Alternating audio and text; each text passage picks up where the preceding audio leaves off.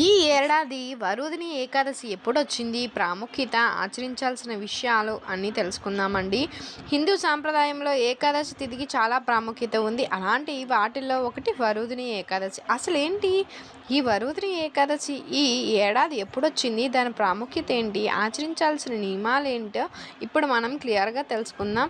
ప్రత్యేకంగా చేసుకునే పండుగల మాట అటుంచితే ప్రతి ఏకాదశిని పర్వదినంగా భావించేటువంటి సాంప్రదాయం హిందువులలో ఉందండి. మిగిలిన రోజులతో పోలిస్తే ఈ తిథుల్లో ఉత్తమంగా భావిస్తూ ఉంటాం. ఏకాదశి రోజున శ్రీ మహావిష్ణువుకు చాలా చాలా ఇష్టమైన రోజు కాబట్టి ఈ రోజున విష్ణువును పూజించడం చాలా ప్రాముఖ్యతను కలిగి ఉంటుందని చెప్పి పండితులు అంటుంటారు. అయితే ప్రతి నెల శుక్లపక్షంలో ఒక ఏకాదశి, కృష్ణపక్షంలో ఒక ఏకాదశి వస్తుంది. ఇలా వచ్చే ఏకాదశిలో కొన్నింటికి చాలా చాలా ప్రాముఖ్యత ఉంటుందండి. అలాంటి వాటిల్లో వరుదిని ఏకాదశి అనేది చాలా ఒకటి అని చెప్పుకోవచ్చు. అసలు ఏంటండి ఈ వరుదిని ఏకాదశి అంటే? ఈ సంవత్సరం ఎప్పుడొచ్చింది, ప్రాముఖ్యత ఏంటి, ఏం నియమాలు ఆచరించాలి అనే విషయానికి మనం ఇప్పుడు తెలుసుకుందాం. హిందూ క్యాలెండర్స్ ప్రకారం ప్రతి సంవత్సరం చైత్రమాసంలో కృష్ణపక్షంలో వచ్చే ఏకాదశిని వరుదిని ఏకాదశి అంటారు. దీన్నే భరతుని ఏకాదశి అని కూడా అంటారండి. ఈ పవిత్రమైన రోజున విష్ణువు వామనావతారాన్ని పూజించాలి. శ్రీ మహావిష్ణువు అనుగ్రహం పొందేందుకు ఈరోజు అత్యంత పవిత్రమైనదిగా పరిగణిస్తారు. అంతేకాదు వరుదిని ఏకాదశి రోజున ఉపవాసం ఉండడం, దాన ధర్మాలు చేయడం వల్ల గొప్ప విశేష ఫలితాలు ఉంటాయని చెప్పి పండితులు చెప్తున్నారు.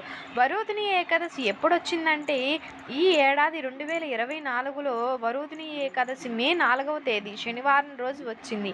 అంటే ఏకాదశి తిథి మే 3 నాడు శుక్రవారం రాత్రి 11:24 నుంచి 4వ తేదీ రాత్రి 8:28 వరకు ఉంటుంది. కాబట్టి మే 4వ తేదీ రోజున వరుదిని ఏకాదశి జరుపుకుంటారని చెప్పి పండితులు చెప్తున్నారు. ఈ రోజున ఆచారాల ప్రకారం మహావిష్ణువు 5వ అవతారమే వామనుని పూజించి వారికి భయం నుంచి విముక్తి లభిస్తుందని చెప్పి భక్తులు విశ్వసిస్తారండి. ప్రాముఖ్యత ఏమిటంటే పురాణాల ప్రకారం పరమ శివుడు బ్రహ్మ 5వ తలని తొలగించినప్పుడు శాపానికి గురవుతారంట. అప్పుడు శివుడు ఈ శాపం నుంచి విముక్తి పొందేందుకు వరుదిని ఏకాదశి నాడు ఉపవాస వ్రతం చేపడతాడు.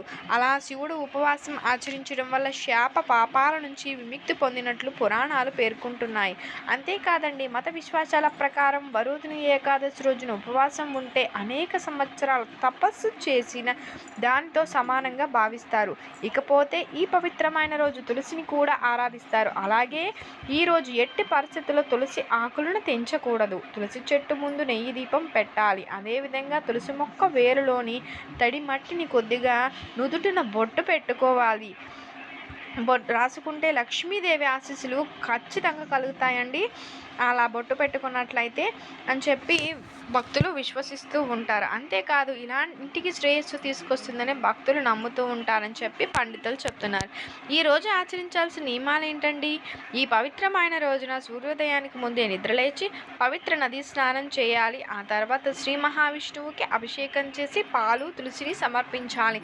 నదీ స్నానం అవకాశం లేకపోతే బావి నీరు కానీ ఏదైనా అవకాశం అనేది లేకపోతే ఇంటిలోనే ఆ ఉన్న నీటిని పట్టుకొని ఫ్రెష్గా వాటర్ పట్టుకొని కృష్ణే గంగే అని చెప్పుకొని ఆ అన్ని నదీ దేవతలను స్మరించుకొని చేసుకోవాలండి.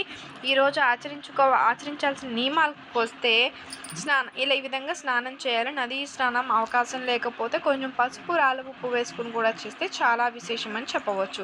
ఆ తర్వాత మహావిష్ణువుకి అభిషేకం చేసి పాలు, తులసి ఆకులను సమర్పించాలి. అలాగే వరుదిని ఏకాదశి రోజున జంతువులకు, పక్షులకు నీరు, ఆహారం అందజేయడం మంచి ఫలితాలను ఇస్తాయని చెప్పవచ్చు.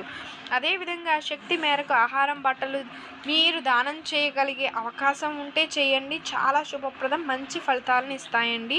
ఇక ఈ పవిత్రమైన రోజు పండ్లు దానం చేయడం వల్ల 10,000 సంవత్సరాల పాటు తపస్సు చేసిన ప్రతిఫలం లభిస్తుందని చెప్పి పండితులు చెబుతున్నారు. అదేవిధంగా పూజా సమయంలో విష్ణుమూర్తికి బంతి పువ్వులను సమర్పించండి. ఈ బంతి పువ్వులను కనుక విష్ణుమూర్తికి సమర్పిస్తే చాలా విశేషమని చెప్పవచ్చండి. మీకు కనుక ఈ వీడియో నచ్చినట్లయితే లైక్ చేయండి, షేర్ చేయండి, సబ్స్క్రైబ్ చేయడం మర్చిపోకండి. Thank you for watching. Thank you so much అండి.